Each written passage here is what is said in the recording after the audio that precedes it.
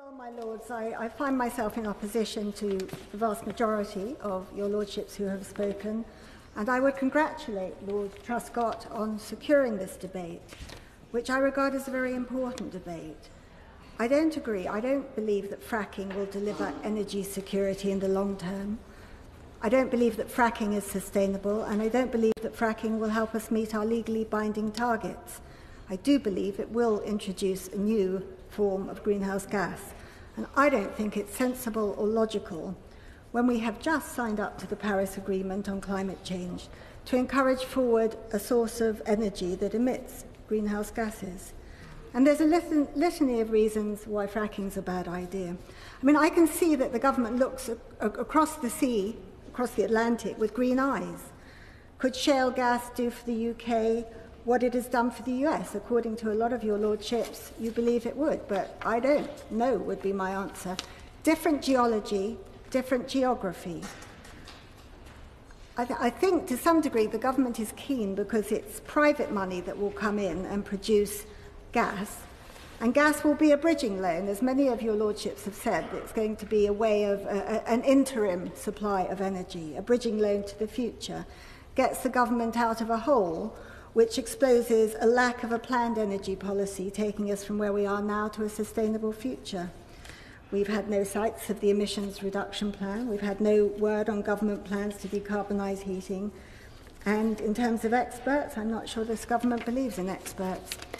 I hear what your lordships have said about the scare stories, but I do believe some of the doctors and health charities who've raised concerns over threats to health and water contamination. I thought Lord Mair's contribution was very impressive and very substantial.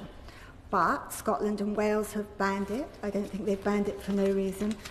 And moreover, I would say this is not America. In America, landowners' rights means that they get the profits from selling their land for fracking. We do not have wide open areas of unpopulated areas, and the ravages caused by fracking, with literally what will be thousands of wells, will lay the land waste, and it's inhabited land. It's not like America. And there will be people who object.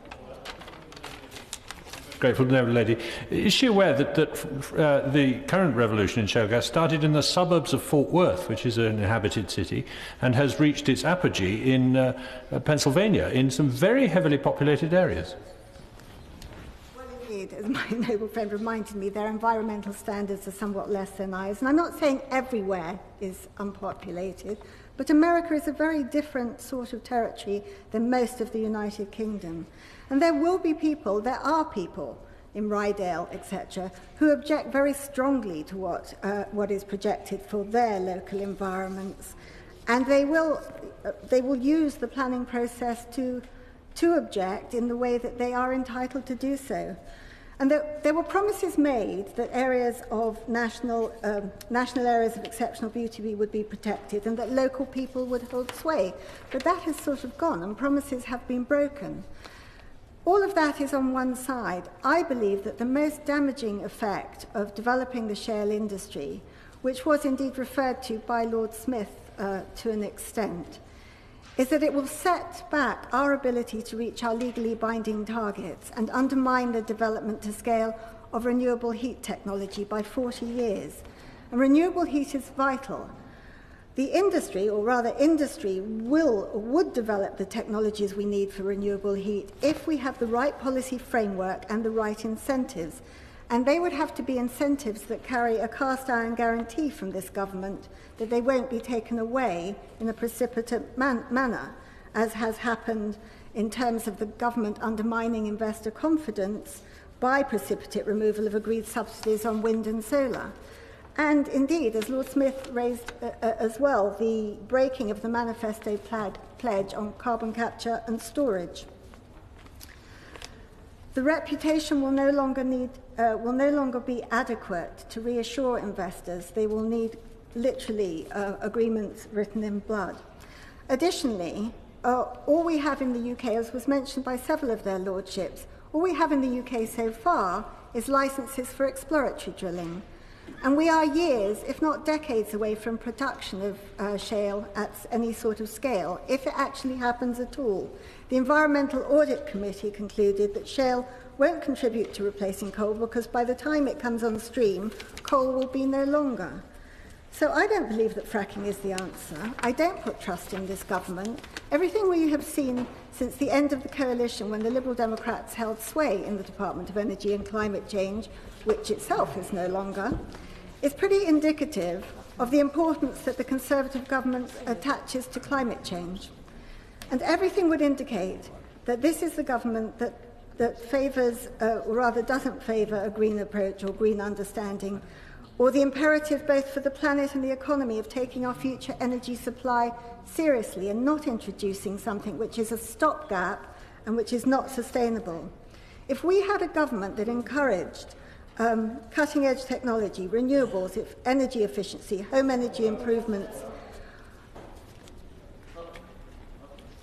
I hesitate to interrupt the noble lady, but twice she's referred to the use of it, fracking being not sustainable. So can she explain why, then, she is in favour of gas being imported, at least for the next 30, if not 40 or 50 years? That's the bit that I don't understand in her argument. She hasn't produced... I could dispute many things that she says on the environmental impact, of which she produces no evidence to back it up whatsoever. So why is she in favour of us importing gas for the next 30 or 40 years, rather than using our own natural resources? Streams such as green gas and hydrogen and so on and so forth. But what I'm objecting to is the creation of a whole new industry, which is a stopgap, rather than encouraging our homegrown industries to develop the new technologies that we need to produce renewable heat. I don't see developing the shale industry as the answer to our questions. I'm also not that keen on importing gas, but for the time being, that would be my preference, rather than to start a whole new industry with the sort of destruction it brings in its wake. As I was going down my litany of what the government should be doing in terms of regulation, intervention, sequestration, reduced demand, then we would actually be getting somewhere. There seems to be a general sort of prayer that somehow shale will save us. My faith in actually this not coming is actually that the companies who are taking up the exploratory drilling licenses are not huge companies, they're middle-sized companies. And I think because of the difference in geology and geography, that they will find it is not profitable. And in that lies my main hope, that shale will go away with its drills between its legs.